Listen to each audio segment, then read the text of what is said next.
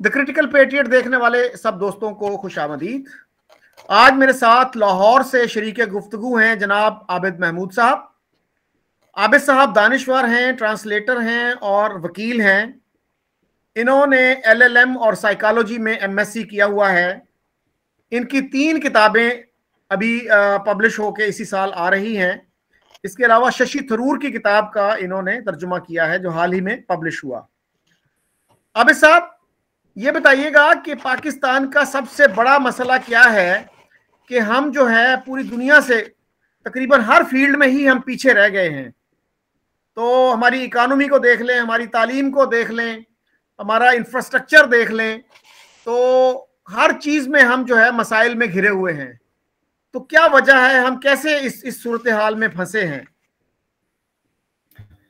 शकील साहब बहुत शुक्रिया। आपके साथ जो है वो शरीके गुफ्तगू होके जो है वो मुझे दिली खुशी हो रही है। सवाल आपका जो है वो इंतहाई अहम है और आप अगर मुख्तलिफ लोगों से पूछे तो मुख्तलिफ जवाब जो है ना वो इसके मिलेंगे। मेरी नज़र में पाकिस्तान का जो सबसे बड़ा मसला है वो पाकिस्तान का स्टेट स्ट्रक्चर है, जिसमें एक्स्ट्रा कॉन्स्टिट्यूशनल इन्वॉल्वमेंट जो है वो बहुत ज़्यादा है। और ये एक्स्ट्रा कॉन्स्टिट्यूशनल इन्वॉल्वमेंट ही है जो पाकिस्तान के अंदर ना तो कोई प्रॉपर सिस्टम बिल्ड होने देती है, और ऑलरेडी जो थोड़ा बहुत सिस्टम जो है पॉलिटिकल इकोनॉमिकल सिस्टम मौजूद है उसको भी तबाह और बर्बाद जो है ना वो किए जा रही है। और सेकेंडली अगर इसको देखें तो इसी के साथ लिंक्ड जो है वो है हमारी नॉन प्रोडक्टिव। पाकिस्तान के बजट का सबसे बड़ा हिस्सा जो है वो नॉन प्रोडक्टिव जो है कह ले के कामों के ऊपर, गैर तरक्की याफ्ता कामों के ऊपर जो है वो इन्वेस्ट होता है। और यही मैं समझता हूँ कि पाकिस्तान का सबसे बड़ा मसला है, जिसकी वजह से पाकिस्तान जो है वो तरक्की नहीं करने पा रहा। पर्टिकुलरली अगर मैं इसमें कहूँ तो जाहिर है हमारी जो स्पेंडिंग है पाकिस्तान की वो सबसे बड़ी इस वक्त डिफेंस की स्पेंडिंग है। एजुकेशन, हेल्थ, ये सारी चीज़ें जो है वो निगलेक्टेड हैं। पाकिस्तान को अगर तरक्की करनी है अल्टीमेटली जो प्रोडक्टिव सेक्टर है, जो इंडस्ट्रियलाइजेशन है, उसके ऊपर, तालीम के ऊपर, हेल्थ के ऊपर जो है वो स्पेंडिंग अपनी इंक्रीज करनी पड़ेगी, और वो नॉन प्रोडक्टिव जो स्पेंडिंग है उसको डिक्रीज किए बगैर पॉसिबल नहीं है।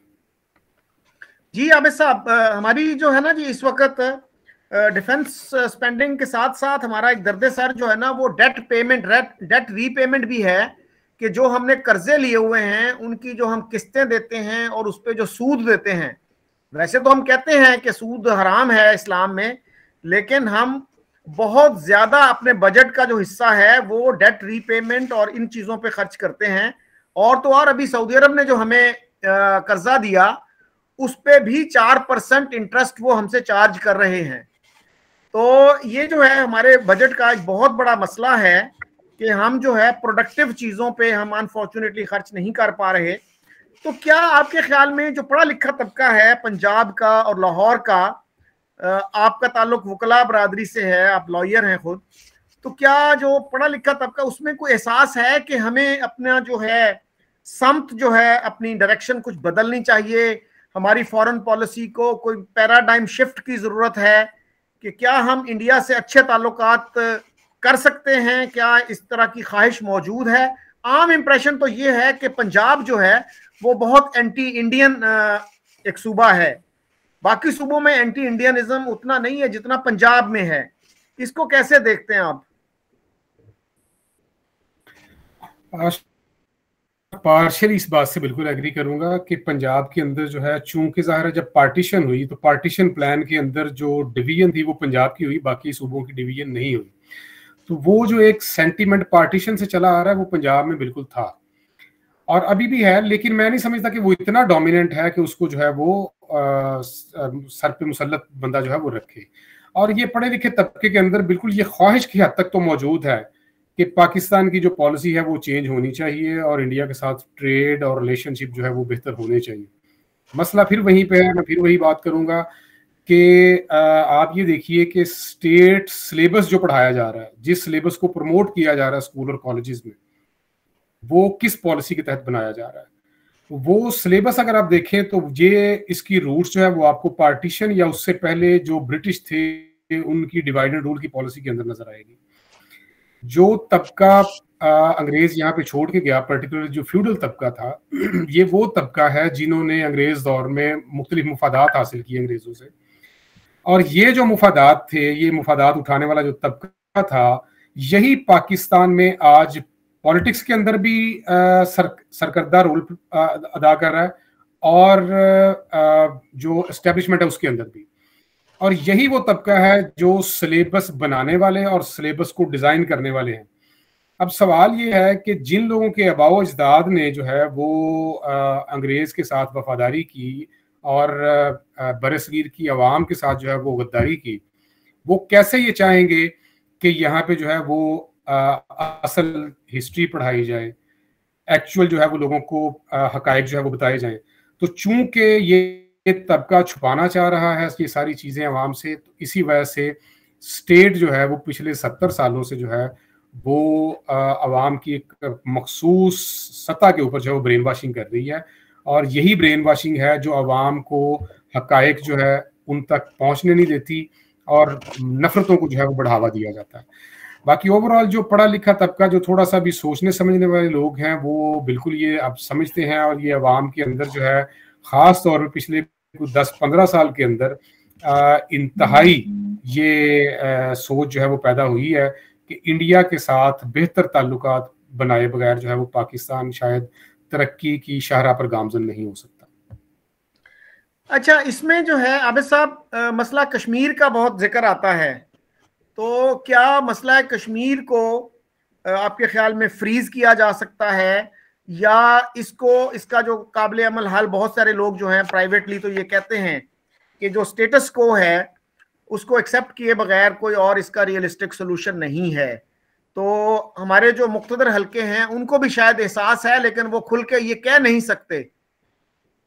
तो इस तरह की बातें जो हैं बहुत सारे लोगों ने की हैं। मसलन एमबी नकवी ने ये बात की थी एक अपने आर्टिकल में कि हमें 65 की जंग के बाद ये एहसास हो जाना चाहिए था कि हमने कश्मीर हासिल करने के लिए जंग करके देख ली और उसमें हमें कामयाबी नहीं हुई, तो हमें ये मान लेना चाहिए था जो इंडिया के पास है वो इंडिया रखे और जो पाकिस्तान के पास है पाकिस्तान रखे। लेकिन कोई भी हुकूमत जो है वो इतनी जुर्रत ना कर सकी, क्योंकि अवाम को कश्मीर के बारे में सच नहीं बताया जाता रहा, तो इसलिए वो बहुत इमोशनल तरीके से सोचते हैं कश्मीर के बारे में। तो आप क्या कहेंगे इस बारे में? जी, मैं समझता हूँ शकील साहब, जो कश्मीर है इसमें मेरा ख्याल है कि हमारी पाकिस्तान और इंडिया की दोनों रियासतों ने जो है वो शुरू दिन से जो है वो एक सेगमेंट को इंतहाई निगलेक्ट किया, और वो सेगमेंट था कश्मीरी अवाम का। दोनों रियासतों ने अपने मुफादात के हवाले से जो है वो कश्मीर के सोल्यूशन जो है वो ढूंढने की कोशिश की है, और उसमें भी जब कहीं कोई किसी सोल्यूशन के करीब दोनों रियासतों के पॉलिटिशियन पहुंचे हैं तो दोनों साइड्स पे मौजूद जो हॉक्स हैं उन्होंने कोई ना कोई ऐसा जो है वो एक्ट किया जिसकी वजह से वो सारा मामला जो है वो सबूतास हुआ। करंटली जो मामला इंडिया के अंदर कश्मीर का जो स्टेटस था वो जिस तरीके से ख़त्म किया गया है, और जो मौजूदा सूरत हाल है उसमें बज़ाहिर तो अब यही सूरत हाल नज़र आ रही है कि शायद ये स्टेटस को बरकरार रहेगा। लेकिन मैं समझता हूँ कि जो भी मामला हो इसको एमिकेबली, बायलैटरली, बल्कि ट्राइलैटरली जो है वो बैठ के कश्मीरी अवाम को शामिल करके तो इसका कोई बेहतर सोल्यूशन जो है वो ढूंढना चाहिए। लेकिन अगर दोनों रियासतें ये समझेंगी कि जो उनका पॉइंट ऑफ व्यू है उससे हटे बगैर कोई हल निकलेगा तो ये पॉसिबल नहीं है। दोनों रियासतों को अपना करंट स्टैंड जो है उससे कुछ ना कुछ फ्लेक्सिबिलिटी जो है वो दिखानी पड़ेगी, जिसके साथ जो है ये प्रॉब्लम जो है वो सॉल्व हो सकती है। अच्छा, इसमें आबिद साहब ये बताइए कि क्या पाकिस्तान जो है किसी भी सूरत में आजाद कश्मीर को और गिलगित बल्तिस्तान को छोड़ने के लिए तैयार हो जाएगा? अगर कश्मीरी ये कहते हैं जी हम तो अपनी इंडिपेंडेंट स्टेट बनाना चाहते हैं, हम ना पाकिस्तान के साथ आना चाहते हैं ना इंडिया के साथ जाना चाहते हैं, क्या इंडिया मान जाएगा उस सिचुएशन में कि वो यानी कश्मीर की वैली को भी छोड़ दे, जम्मू को भी छोड़ दे, लद्दाख को भी छोड़ दे? कितना रियलिस्टिक है ये? जी, आपकी बात बिल्कुल ठीक है। ये रियलिस्टिक तो बिल्कुल नहीं है कि दोनों रियासतें जो है वो कुल्ली तौर पे अपना जो है वो छोड़ दे, जो इस वक्त कब्जे में उनके है पार्ट कश्मीर का। ये तो मुमकिन नहीं है। लेकिन मैं वही बात कर रहा हूँ कि एमिकेबली यही है कि जिस तरह दोनों का क्लेम है, दोनों रियासतों का, इंडिया का कहना ये है जी कि आज़ाद कश्मीर जो है वो इंडियन कश्मीर का पार्ट है, और इसी तरह पाकिस्तान भी वाइस वर्सा कहता है। तो ये दोनों पॉइंट ऑफ व्यू जो है ये दोनों को छोड़ने पड़ेंगे, और कोई ना कोई कुछ थोड़ा बहुत ले दे के साथ इसका करंट स्टेटस जो है उसके ऊपर ही कहीं ना कहीं जो है ये तय करना पड़ेगा। अदरवाइज मॉडर्न वर्ल्ड के अंदर बजोरे कुव्वत जो है वो किसी इलाके पे कब्जा करना तो अब पॉसिबल नहीं रह गया। तो अल्टीमेटली यही है जी कि ये कुछ ना कुछ जो है वो निगोशिएट करके, कुछ थोड़ा इंडिया अपने पॉइंट ऑफ व्यू से जो है पीछे हटे, कुछ पाकिस्तान थोड़ा सा कंप्रोमाइज करे, तो तभी अल्टीमेट कोई सोल्यूशन जो है वो होगा। और ये मैं कतई नहीं कह रहा कि पाकिस्तान जो है वो इसको बिल्कुल छोड़ देगा या इंडिया बिल्कुल छोड़ देगा, ऐसा बिल्कुल पॉसिबल नहीं है, और ना ही दोनों स्टेट्स इस हद तक कंप्रोमाइज करने पर तैयार होंगी। लेकिन अल्टीमेटली विक्टिम जो होंगे वो, जिस तरह अरुंधति राय का कहना है, अल्टीमेटली विक्टिम कोई भी डिसीजन हुआ वो कश्मीरी अवाम ही होंगे।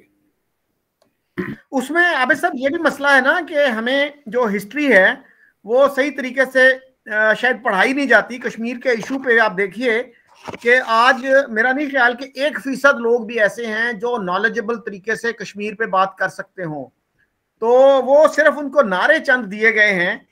तो मैं अक्सर ये रेफरेंस देता हूँ, सिकंदर खान बलोच एक रिटायर्ड लेफ्टिनेंट कर्नल हैं, नवाए वक्त में कॉलम लिखते हैं।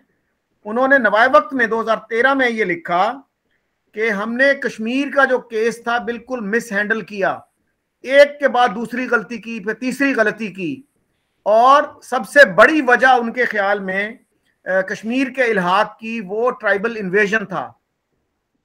लेकिन हमारी किताबों में बिल्कुल दूसरी तारीख पढ़ाई जाती है, और वो जो तारीख है, जो असल तारीख है, वो नहीं बताई जाती। इसलिए अवाम जो है वो कश्मीर के बारे में बहुत इमोशनल होते हैं। एक और पहलू इसका ये है कि सरदार पटेल जो उस वक्त इंडिया के होम मिनिस्टर और डिप्टी प्राइम मिनिस्टर थे, उन्होंने ये ऑफर की कि आप हैदराबाद दक्कन से दस्तबरदार हो जाएं और कश्मीर ले लें। वो सरदार शौकत हयात ने अपनी किताब में लिखा है कि मैंने लियाकत अली खान से कहा कि सर ये अच्छी ऑफर है, कश्मीर में हमारी कैंपेन अच्छी नहीं जा रही।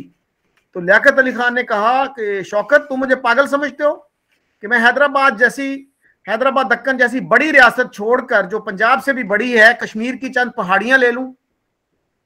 उसके बाद हमें पता चला कि कश्मीर तो हमारी शाह आ गया, उस वक्त हमें उसकी कोई परवाह नहीं थी।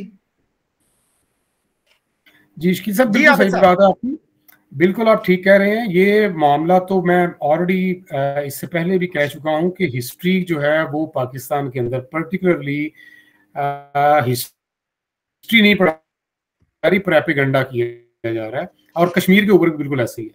कश्मीर के ऊपर जो नुक्ता नजर है, जाहिर है ये जो मैंने शुरू में बात की थी कि एक खास सेगमेंट को सपोर्ट करता है जो करंट वर्जन है, ये जो गलत हिस्ट्री पढ़ाई जा रही है, और बिल्कुल ठीक है। बल्कि इसमें मैं एक दो इजाफे करूंगा कि माउंटबेटन ने जो तकरीर की थी, जितने भी रजवाड़े थे उनके जो वाली थे, जो राजे महाराजे या दीवान थे, उनके सामने जो तकरीर की, उसमें जो एजेंडा पेश किया था माउंटबेटन ने, वो एजेंडा ये पेश किया था कि वो तमाम स्टेट्स जिनका बॉर्डर किसी एक रियासत के साथ अटैच होगा वो उस रियासत के साथ इल्हाक कर लें, और जिनका दोनों रियासतों के साथ जो है वो बॉर्डर अटैच होगा वो किसी एक के साथ चली जाए। अब मामला ये है कि इसमें पाकिस्तान की उस वक्त की लीडरशिप ने बिल्कुल ये बेवकूफ़ी की। पाकिस्तान ऑलरेडी 2 स्कैटर्ड खित्तों के ऊपर जो है वो मुश्तमिल था, बंगाल और मशरकी और मगरबी पाकिस्तान, और हैदराबाद दक्कन आप देखिए कहाँ साउथ के अंदर जो है वो एग्जिस्ट कर रहा है, जिसके ऊपर जो है वो हमारी लीडरशिप उस वक्त की जो है वो ये जहन बना के बैठी हुई है कि उसका इल्हाक जो है पाकिस्तान के साथ करेंगे, और कश्मीर को निगलेक्ट किया कि उसमें बाउंड्री कमीशन के जो मेंबर थे जस्टिस दीन मोहम्मद, उन्होंने कोशिश की थी उस वक्त भी जनाब साहब लियाकत अली को मिलने की कि ये जो मामला बन रहा है कश्मीर के ऊपर इसको देखें। तो हमारी लीडरशिप इतनी श्योर थी उस वक्त कि जी कश्मीर कहीं जा ही नहीं सकता, ये अल्टीमेटली पाकिस्तान की, ये सारा मामला बिल्कुल मौजूद था। और उसके बाद जो ब्लंडर हुआ 1948 में वो सबको पता है, और फिर बाकी के जो ऑपरेशंस किए गए वो भी जो पढ़ा लिखा तबका है उनके नॉलेज में है। लेकिन बहरहाल ये है कि जो बाकी लोग हैं, जो स्टेट प्रोपेगेंडा का शिकार अवाम है, उसको इन चीज़ों का कोई पता नहीं है। और आबिद साहब इसके साथ साथ ये भी देखिए कि जूनागढ़ की एक्सेशन कबूल की गई सितंबर 1947 में, यानी जूनागढ़ का कोई बॉर्डर पाकिस्तान के साथ नहीं लगता था और वहां की आबादी की भारी अक्सरियत 85% वो हिंदू थे जी। तो अब आप ये कहते हैं कि जी कश्मीर का जो इलाका है वो पाकिस्तान के साथ होना चाहिए क्योंकि उसका बॉर्डर कंटिगुअस है पाकिस्तान के साथ, वहां की आबादी की अक्सरियत मुसलमान है। तो ये बातें उस वक्त क्यों नहीं सोची हमारी लीडरशिप ने जब वो जूनागढ़ की एक्सेशन कबूल कर रहे थे? उन्होंने तो खुद इस प्रिंसिपल की खिलाफ वर्जी की। जी इसकी सब बात बड़ी सिंपल सी है। इसमें मुस्लिम लीग जो थी उस वक्त की, वो कांग्रेस के मुकाबले में मैं समझता हूँ कि बिल्कुल जो है जिसे हम कह सकते हैं किसी किस्म की कोई प्रिपरेशन उनकी मौजूद नहीं थी। आप तो ये कह रहे हैं कि कश्मीर के हवाले से उनकी उस वक्त कॉन्स्टिट्यूशन मेकिंग के हवाले से कोई प्रिपरेशन मौजूद नहीं थी, और दूसरा मसला ये था कि शायद ये प्रिपरेशन ना होने की वजह ये थी कि मुस्लिम लीग की लीडरशिप जो है उससे शायद ये यकीन नहीं था कि ये पार्टीशन प्लान जो है ये सक्सेसफुल हो जाएगा और एक नया मुल्क जो है वजूद में आ जाएगा। इसी वजह से बिल्कुल किसी किस्म की कोई तैयारी मौजूद नहीं थी।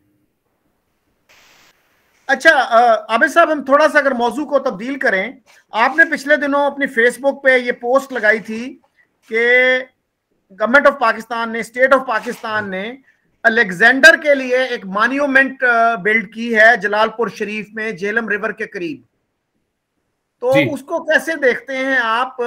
यानी पोरस के लिए जो कि यहाँ का हुक्मरान था उसके लिए कोई मॉन्यूमेंट नहीं है, लेकिन एक बाहर से आया हुआ एक इन्वेडर जो था उसके लिए जो स्टेट ऑफ पाकिस्तान ने एक मॉन्यूमेंट बिल्ड की है, इसको कैसे देखते हैं आप, क्या कहेंगे?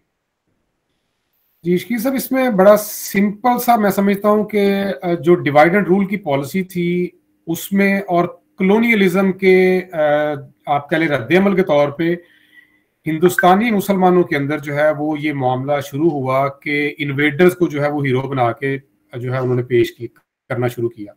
अब मामला ये है कि जहां तक मुसलमान इन्वेडर्स थे उनकी हद तक तो फिर चले को बात समझ में आती है कि एक मजहबी जो है वो ताल्लुक मौजूद था इनका सब कॉन्टिनेंट के मुस्लिम्स का, लेकिन एक्सटेंशन यहां तक गई या हिंदू दुश्मनी को यहां तक ले जाया गया कि ऐसे इन्वेडर्स जो कबल मसीह के किरदार थे उनको भी जो है वो हीरो बनाया गया।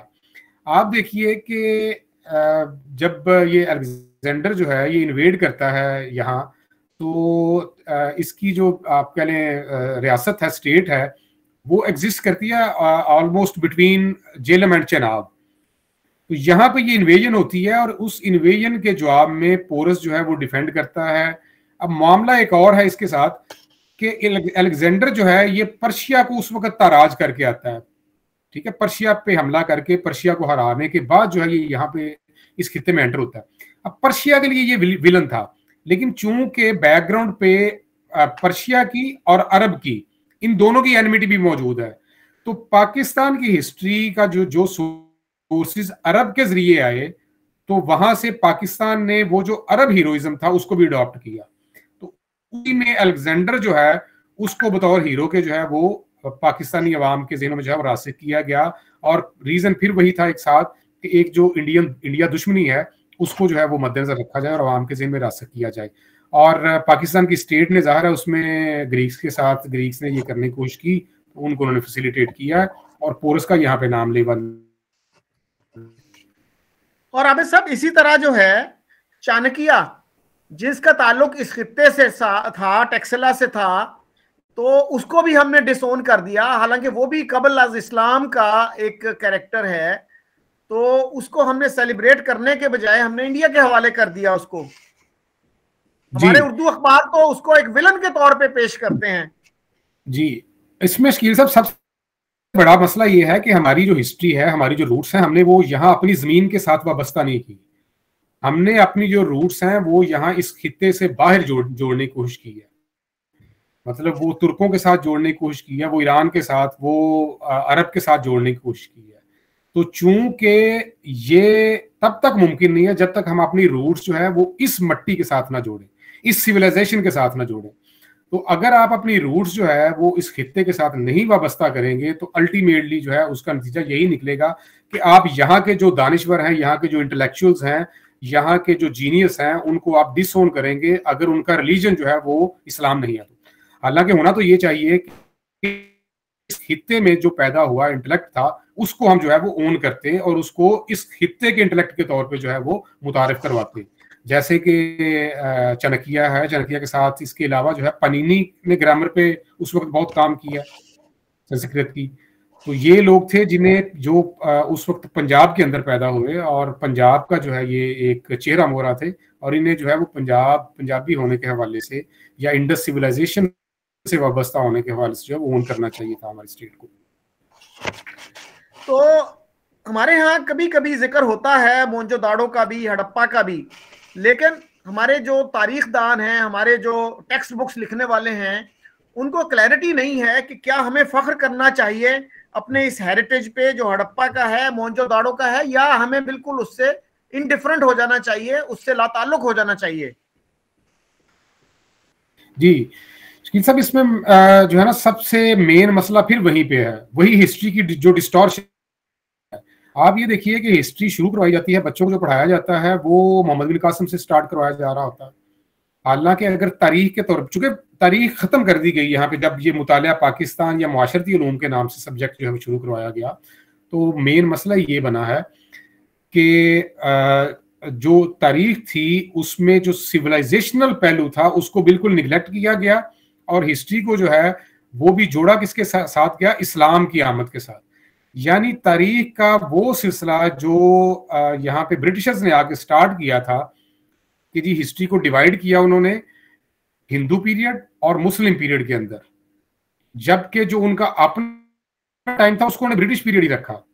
तो वो सिलसिला आज तक जो है वो कंटिन्यूड है और पाकिस्तान के अंदर पर्टिकुलरली जो इंटेलिजेंशिया है वो इस हवाले से उनकी क्लैरिटी नहीं है कि जब तक हिस्ट्री को जो है वो आप इस खित्ते के साथ जोड़ के उसको स्टडी नहीं करेंगे तब तक जो है वो मामला समझ में नहीं आएगा।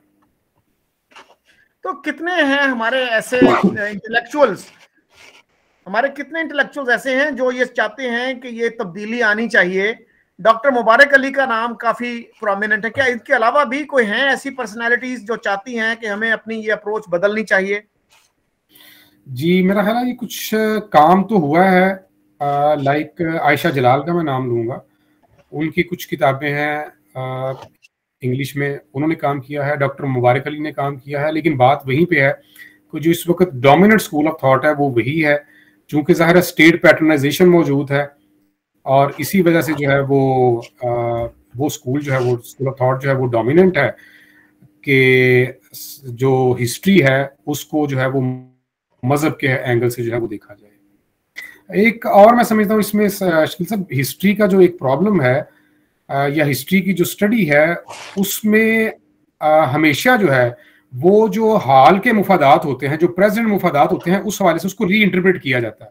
तो वो मुख्तलिफ मकातब फिक्र जो है वो अपने हालिया या मौजूदा दौर के जो इंटरेस्ट होते हैं उनको मद्देनजर रखते हुए भी हिस्ट्री जो है उसको री इंटरप्रेट करते हैं। तो ये जो री इंटरप्रिटेशन है वो पाकिस्तान की चूंकि स्टेट स्ट्रक्चर जो जिस टाइप का है वो उस तरह से उसको री इंटरप्रेट किया जाता है। वो बाकी जो है वो ज़ाहिर एक्सेप्शंस हैं जो इंडिविजुअल्स काम कर रहे हैं, जिस तरह आपने डॉक्टर मुबारक अली का नाम लिया या जिस तरह मैं आयशा जलाल का कह रहा हूँ, ये एक्सेप्शंस बहरहाल मौजूद है जो लोग कुछ काम कर रहे हैं। अच्छा आबिद साहब, अभी जो है नेशनल सिक्योरिटी पॉलिसी जो अप्रूव हुई उसमें ये कहा गया है कि Pakistan enjoys historical and religious ties with Iran. तो इस तरह की बात कभी इंडिया के बारे में नहीं की जाती, कभी कोई नहीं ये कहता कि we have so many things in common with India. तो मेरे ख्याल में अगर आप पाकिस्तान मुख्तलिफ शहरों से, पाकिस्तान के मुख्तलिफ इलाकों से एक डेलीगेशन बनाएं 100 लोगों का, और वो अगर ईरान के कैपिटल में जाए, अफगानिस्तान के कैपिटल में जाए और इंडिया के कैपिटल में जाए और हर जगह वो एक एक हफ्ता गुजारें, तो आपके ख्याल में वो कहाँ कंफर्टेबल होंगे, ज्यादा कंफर्टेबल कहाँ पे होंगे, और कौन से इलाके में, किस कैपिटल में वो बगैर तर्जुमान के, इंटरप्रेटर के कम्युनिकेट कर सकते हैं? आप चाहते हैं कि दो कौमी नजरिया जो है वो स्टेट खुद ही दफन कर दे ऐसा शकील साहब ये मामला यही है کہ اگر یہ بات مان لے کہ انڈیا کے ساتھ ہمارے ہسٹوریکل اور سویلائزیشنل ٹائز موجود ہیں، تو پھر تو وہ دو قومی نظریہ جو ہم نے پچھلے کوئی 100 سال سے جو ہے 100 یا 80 سال سے جو ہے وہ اڈاپٹ کیا ہوا ہے، وہ ختم ہو جاتا ہے نا. یہ کیوں چاہے گی ریاست، یا کیوں ریاست کے جو پروردہ انٹلیکچوئلز ہیں وہ کیوں چاہیں گے کہ یہ اس کو دفن کیا جائے. باقی بالکل میں آپ کی بات سے ایگری کرتا ہوں کہ کوئی بھی بندہ پاکستانی، ایون میرا کئی دفعہ ٹریول ہوا ہے مختلف انٹرنیشنل سٹیز کے اندر، تو وہاں پہ always feel comfortable with Indians. کوئی سکھ مل جائے، کوئی ہندو مل جائے، کوئی بھی انڈین ملے، اس کے ساتھ آپ کی بات چیت کرتے ہوئے بہت کمفرٹیبل ہوتے ہیں. آپ کبھی بھی کسی جو ہے وہ ایرانی کے ساتھ، کسی عرب کے ساتھ جو ہے کسی انٹرنیشنل کہیں ملاقات ہو، تو شاید آپ اپنا معافی ضمیر یا اپنے جو کمیونیکیٹ کرنا چاہ رہے ہیں وہ کنوے ہی نہ کر پائیں. تو انڈین کے ساتھ کسی کے ساتھ آپ کو یہ کم از کم پرابلم جو ہے وہ نہیں بنے گی، اور وہ بہتر طریقے سے جو ہے وہ کمیونیکیٹ ہو سکتا ہے. اس میں بلکہ جو ہمارے یہاں پہ ایک جناح صاحب کی 11 اگست کی تقریر جو ہے وہ بڑی فیمسلی کوٹ کی جاتی ہے کہ جی Hindu will cease to be Hindu and Muslim will cease to be Muslims. اور جہاں سے ہمارا لبرل طبقہ جو ہے یا سیکولر طبقہ جو ہے وہ یہ کہتا ہے جی کہ جناح صاحب کی جو ویژن تھی وہ سیکولرزم تھا. اگر اس کو ویسے میرا پوائنٹ آف ویو ہے، اگر بنظر غیر دیکھا جائے تو وہ تو جناح صاحب نے 11 اگست کو دو قومی نظریہ جو ہے وہ خود ہی ڈس اون کر دیا تھا. کانگریس کا یہی نقطہ نظر تھا نا کہ الٹیمیٹلی اکٹھے رہیں گے تو اکٹھے رہنے کے ساتھ جو اختلافات ہیں یہ آہستہ آہستہ کم ہوتے ہوتے ختم ہو جائیں گے. یہی جناح صاحب کہہ رہے تھے 11 اگست کو. اگر وہ بات اس کو بھی اون کر لیا جاتا، وہی بات تھی وہ دو قومی نظریہ، تب وہیں پہ شاید معاملہ ختم ہو جاتا. لیکن انفارچونیٹلی چونکہ جو اسٹیٹ آپریٹرس ہے، ہمارا جو اسٹیٹ اسٹرکچر ہے، اس کے مفادات میں یہ چیز ہے کہ جو ہے وہ اپنی ٹائز جو ہیں وہ مسلم بردرہڈ کے ساتھ رکھیں، جبکہ جو قریب ترین ہمسایہ ہے جس کے ساتھ زیادہ سویلائزیشنل ریلیشن شپ ہے اس کو جو ہے وہ نیگلیکٹ کیا جائے. آپ نے یہاں پہ سب ٹو نیشن تھیوری کی بات کی، اس کو تو خود جناح صاحب نے جو ہے وہ کیا کہتے ہیں اس کو، بالکل وہ he abandoned it actually in 47. اور اس پہ سب سے بڑی ایویڈنس کس کی ہے؟ چودھری خلیق الزمان کی، جو آل انڈیا مسلم لیگ کے ٹاپ کے لیڈر تھے اور پاکستان مسلم لیگ کے وہ پہلے پریزیڈنٹ بنے. انہوں نے اپنی کتاب جو ہے پاتھ وے ٹو پاکستان، اس میں یہ لکھا ہے کہ جناح صاحب جب دلی سے آخری دفعہ آ رہے تھے کراچی، تو انہوں نے مسلم لیگ کے کچھ لوگ لیڈرز جو اویلیبل تھے وہاں، ان سے فیئر ویل میٹنگ کی، جس میں رضوان اللہ صاحب نے، جو یو پی کے غالباً سیکرٹری جنرل تھے مسلم لیگ کے، انہوں نے ٹیڑھے سوال کرنا شروع کر دیے کہ ہم تو آگے آگے تھے، سب سے آگے تھے یہ نعرے لگانے والوں میں، تو اب ہمارا کیا بنے گا؟ تو اس پہ وہ کہتے ہیں جی میں نے جناح صاحب کو کبھی اتنا پریشان نہیں دیکھا جتنا اس وقت دیکھا. اور میرا یہ خیال ہے کہ یہ اس گفتگو کا نتیجہ تھا کہ جناح صاحب نے کراچی آتے ہی جو پہلی تقریر کی اس میں دو قومی نظریے کو خیر باد کہہ دیا. He bade farewell to his two nation theory. اور اس سے بھی پہلے عابد صاحب مئی میں انہوں نے ماؤنٹ بیٹن کو کہا کہ آپ پنجاب کو مت تقسیم کیجئے، بنگال کو مت تقسیم کیجئے. ایک پنجابی وہ پہلے پنجابی ہوتا ہے، اس کے بعد ہندو یا مسلمان ہوتا ہے. اسی طرح ایک بنگالی پہلے بنگالی ہوتا ہے، اس کے بعد وہ مسلمان یا ہندو ہوتا ہے. اس کے بعد کون سا دو قومی نظریہ باقی رہ جاتا ہے؟ جی صاحب ایک کتاب ہے مشیر الحق صاحب کی کتاب ہے، انڈیا سے چھپی، انڈیا میں مختلف یونیورسٹیز کی وائس چانسلر وغیرہ بھی رہے ہیں، مسلم ان ماڈرن انڈیا. اس میں ٹو نیشن تھیوری اور ون نیشن تھیوری جو تھی اس پہ کافی ڈیٹیل ڈسکشن موجود ہے.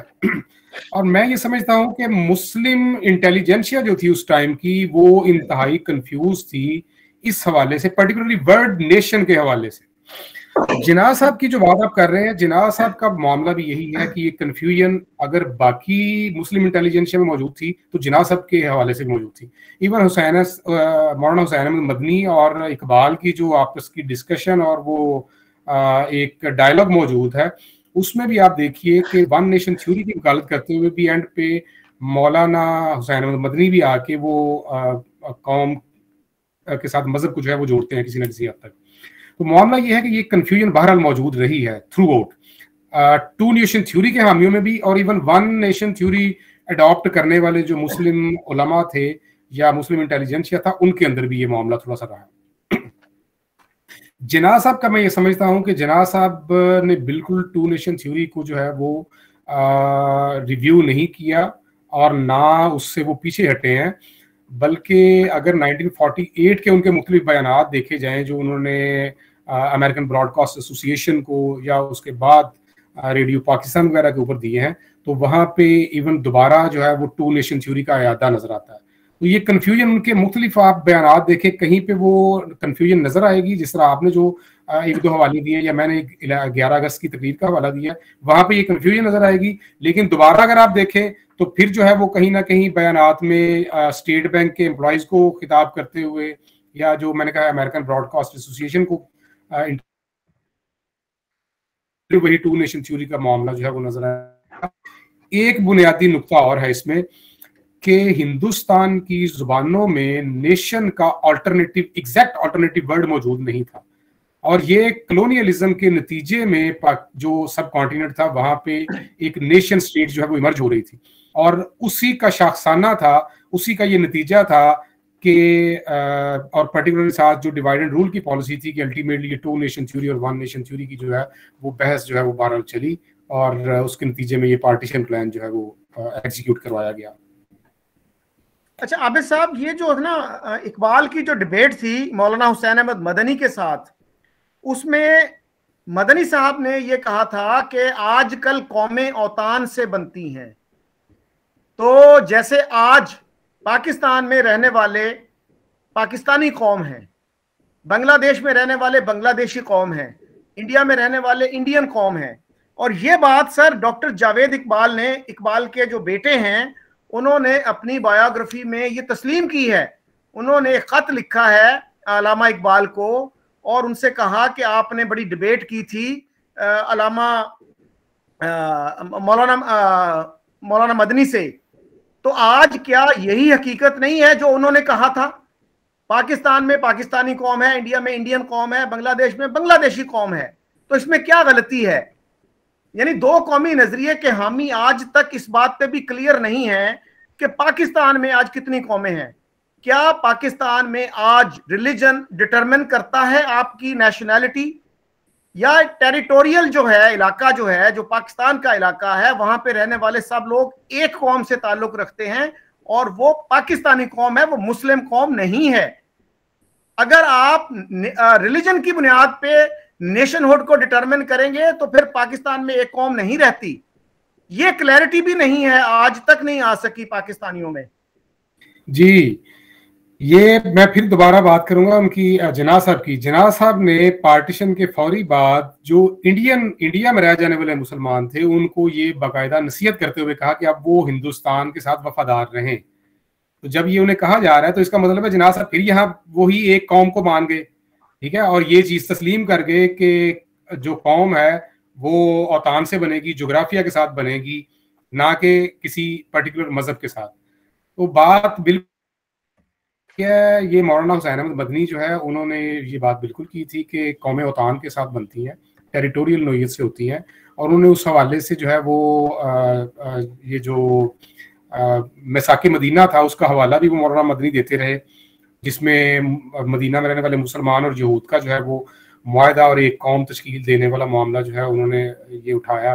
मौलाना अबुल कलाम आज़ाद की भी जो है वो इसी तरह की जो है वो सोच और नज़रिया रहा। लेकिन जब इकबाल के साथ जो है इस डायलॉग में इकबाल ने आखिर में कोई अखबारात में कुछ कॉलम्स वगैरह जब लिखे हैं तो उसमें देखिएगा आप कि मौलाना हुसैन अहमद मदनी थोड़ा सा बैकफुट पे जाते हैं। वो बात फिर वहीं पे है। और दूसरी चीज जो वो तस्लीम करते हैं वो ये है कि वो ये कहते हैं जी कि हाँ मजहब जो है वो बहरहाल मुसलमानों और हिंदुओं के तर्ज मुआशरत को अलहदा करता है। तो ये कुछ चीजें मैं कह रहा हूँ कि दोनों साइड्स पे ना कंफ्यूजन बहरहाल मौजूद थी। वो जो एक कौमी नजरिए को मानने वाले मुसलमान ज़ुआमा या उलमा थे उनके अंदर भी ये थोड़ी सी कंफ्यूजन मौजूद थी। और इसकी एक रीजन और थी जो जिस किताब का मैंने हवाला दिया है मशीरुल हक साहब की, उसमें उन्होंने मुसलमानों ने पर्टिकुलरली कम्युनिटी और कौम जो इंग्लिश वर्ड्स थे नेशन और कम्युनिटी, इनको वो डिस्टिंग्विश नहीं कर पाए, और जो वर्ड कौम था उर्दू में मुस्तमल था या हिंदी में या बाकी लोकल लैंग्वेजेस में, इसके मुतद्दद मानी मौजूद थे यहाँ पे। मतलब ये कास्ट के लिए भी इस्तेमाल होता था लफ्ज, ये लफ्ज जो है वो कम्युनिटी के मानों में भी इस्तेमाल होता था।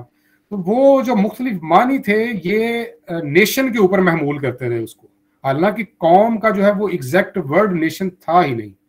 नेशन के लिए अगर कोई अलहदा टर्म कॉइन कर ली जाती तो शायद ये कंफ्यूजन जो है वो ना बचती, लेकिन बहरहाल चूंकि वो एक पर्टिकुलरली कॉलोनियल पॉलिसीज भी ऐसी थी जिन्होंने अल्टीमेटली ये एक जो है वो ट्रैक वो अडॉप्ट करना ही करना था। अच्छा आबिद साहब, आखिर में मैं बात करना चाह रहा हूं कि हमारा कॉन्स्टिट्यूशन एक तरफ तो ये कहता है कि इक्वल राइट्स की गारंटी करता है, और साथ ही जो है वो ये भी कहता है कि रियासत के जो आला तरीन ओहदे हैं यानी प्रेसिडेंट और प्राइम मिनिस्टर के, वो नॉन मुस्लिम्स के लिए बंद हैं और अवेलेबल नहीं है उनको। तो ये किस तरह की इक्वालिटी है और ये कितने मुल्कों में पाई जाती है इस तरह की इक्वालिटी?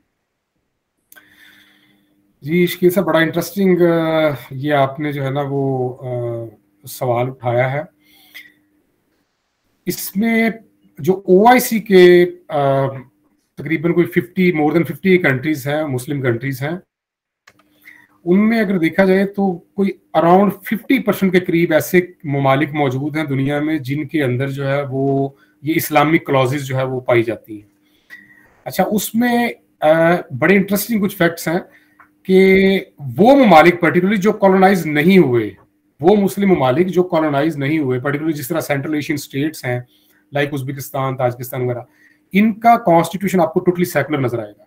वो कंट्रीज जो कॉलोनाइज रहे और उनमें आपको इस्लामिक क्लॉजेस ज्यादा मिलेंगी, और उनमें भी उन ममालिक में जो बरतानिया की कॉलोनी रहे हैं वहां पे आपको इस्लामाइजेशन जो है वो ज्यादा नजर आएगी कंपेयर टू जो ममालिक फ्रेंच कॉलोनी रहे हैं।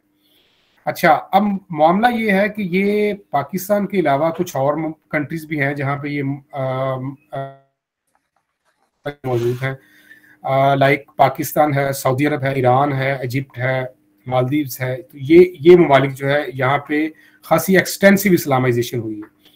ये बात आपकी बिल्कुल ठीक है कि आप जब ये तय कर लेते हैं कि जी ये जो ओहदे हैं यहाँ पे, ये पर्टिकुलर मजहब जो है उसके अलावा कोई दूसरा बंदा जो है वो नहीं क्या लेके कोई दूसरा मजहब का मानने वाला जो है वो उस ओहदे पे तैनाती उसकी नहीं की जा सकती, तो बुनियादी तौर पे आप दूसरे तमाम मजाहिब के मानने वालों को जो है वो एलिमिनेट कर देते हैं।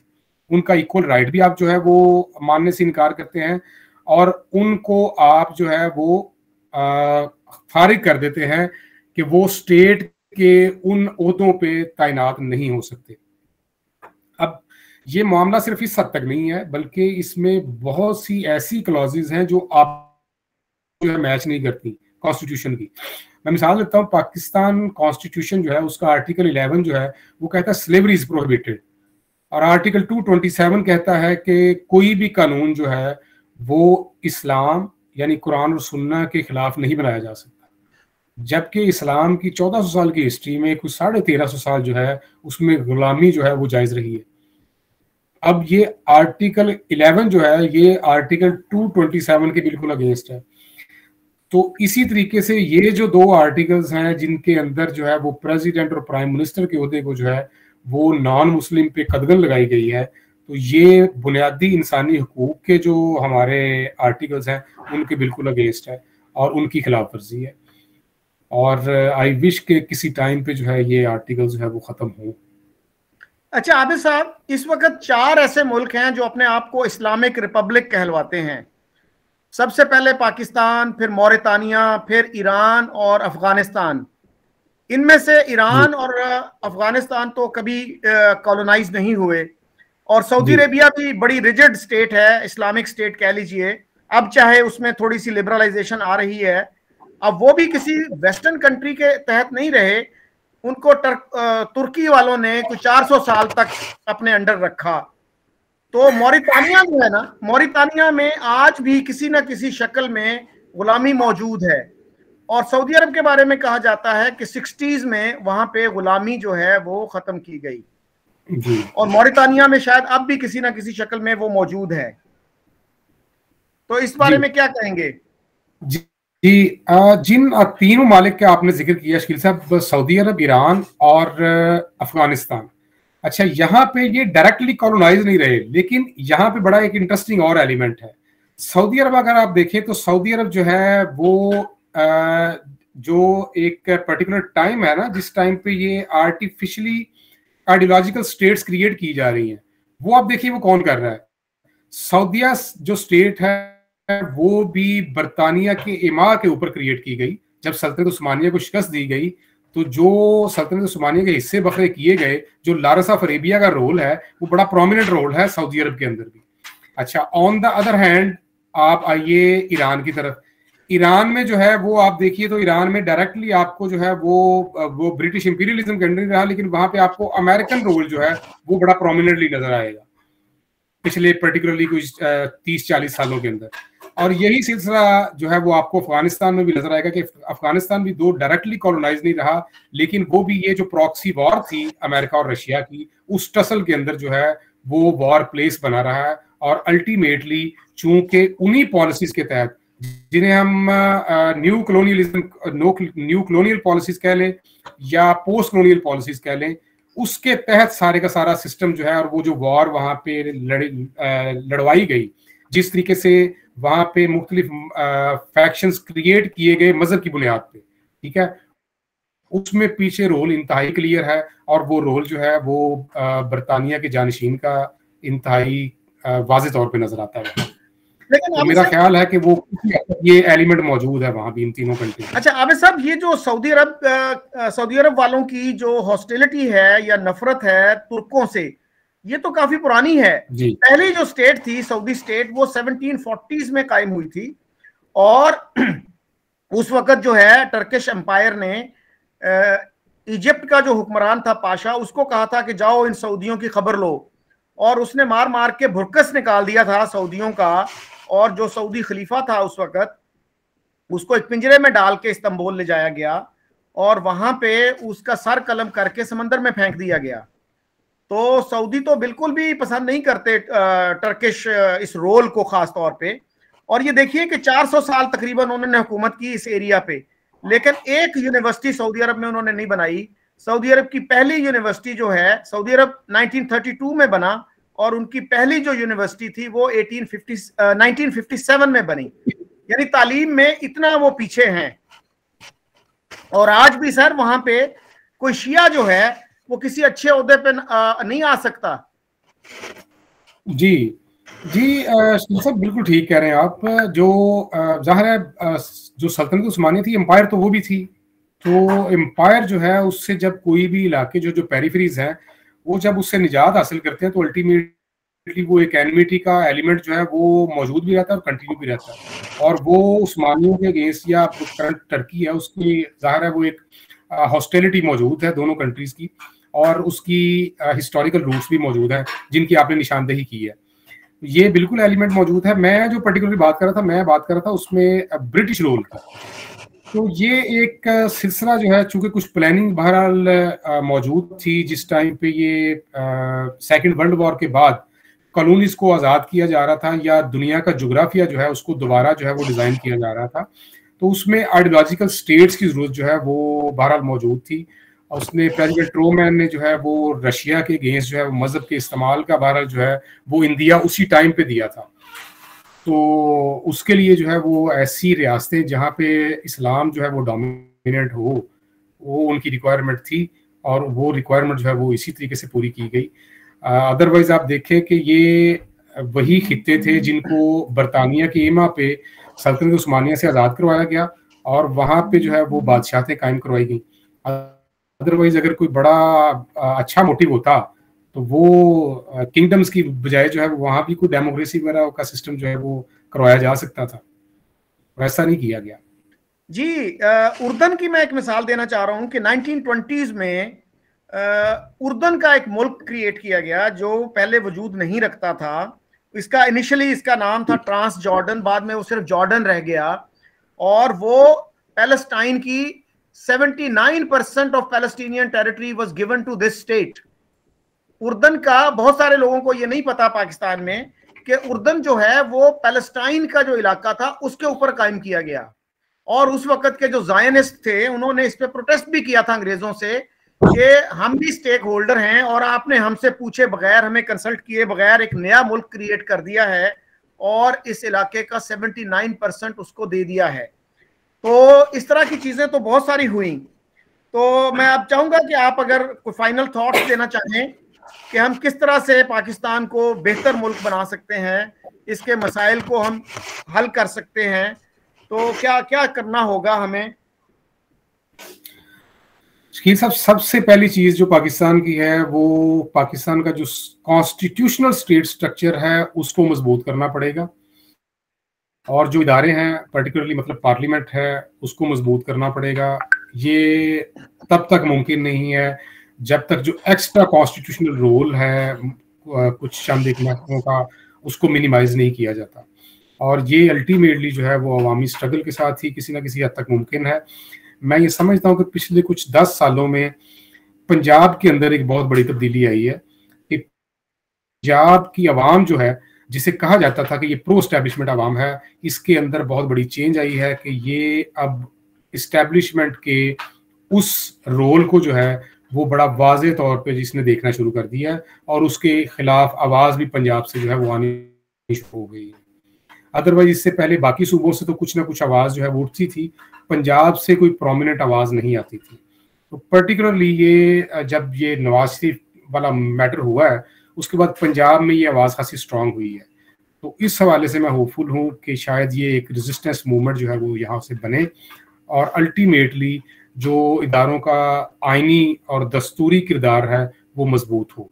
वो मजबूत होगा तो अल्टीमेटली जो है वो डेमोक्रेसी और सिस्टम यहाँ पे मजबूत होगा, और उसी से जो है वो स्टेबिलिटी भी यहाँ पे आएगी, पॉलिटिकली भी और economically. Thank you very much Abid साहब, आपने मुझे बहुत शॉर्ट नोटिस पे टाइम दिया, मैं आपका बहुत शुक्रगुजार हूँ।